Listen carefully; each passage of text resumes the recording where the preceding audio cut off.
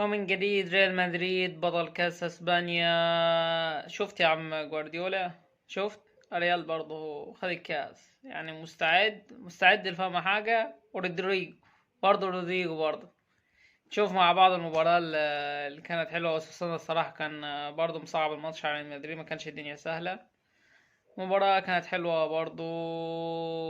رودريجو برضه في حاجة ايه يا عم انشيلوتي برضه، ما الدنيا ما تخوف برضه. ايه الدنيا، ما الناس دي تعمل ايه مع هالاند؟ طيب ميليتاو والناس دي تعمل ايه مع هالاند؟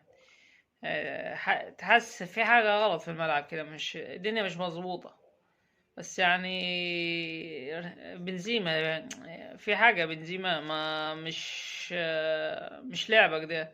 فرص كتير ضيعتوها يعني بنزيما في ايه بنزيما؟ في إيه يعني؟ كنا عايزين نجيب بيون ولا اتنين كده، ولا تسخنوا كلكم قدام السيتي؟ ها قدام السيتي ولا ايه؟ والواد تشاوميني ايه يا ابني؟ الدنيا ظبط شوية بعد ما نزل رودريجو برضو، كامافينجا نزل في النص برضو، هدي الدنيا شوية. بس في الأول تحس الدنيا فيه مساحات. المساحات دي مينفعش تساب قدام السيتي، وتحس القدام معزولين عن اللي في النص، مفيش. برضو كانوا عاملين خطورة عليك وسوسونا برضو. انت يا عم انشيلوتي ايه يعني؟ بس انت عملت المطلوب يعني، وخدت البطولة. بس برضو يعني ما الدنيا ما ينفعش كده، ما ينفعش تلعب نفس القصة دي مع السيتي.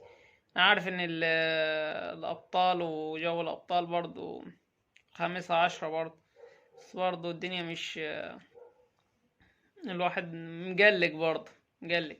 بس برضو خدنا الكاس، اطلع ضمننا بطولة، وربنا يسهل في البطولة اللي جاية دي. شوف السيتي نعمل فيها ايه وهلا. بس برضه ريال بيعرف، هو بتاع نهايات وبيعرف يكسب.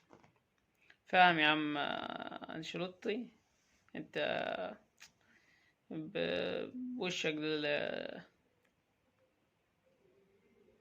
نقعد ايه نطبل لغاية ايه ماتش السيتي. اه اسمع، خدنا بطولة. حق برشلونة انت خدت بطولة، انا خدت بطولة برضه. انت خدت الدوري، انا خدت الكاس. ايه يعني؟ انت خدت الدوري، انا خدت الكاس برضه. يعني ما حدش احسن من حد، انت بطولة انا بطولة. بس اشوف الابطال ربنا يستر مع السيتي. اه هاي جوارديولا.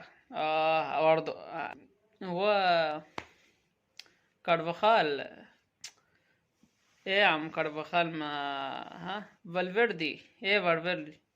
ايه الكور بتضيعها، وايه اللي بتشوت ده في ايه؟ مش ظابطة برضه. ظابط يعني؟ في حاجة لك فترة انت مش في حاجة معاك ولا ايه؟ في ايه يا عم؟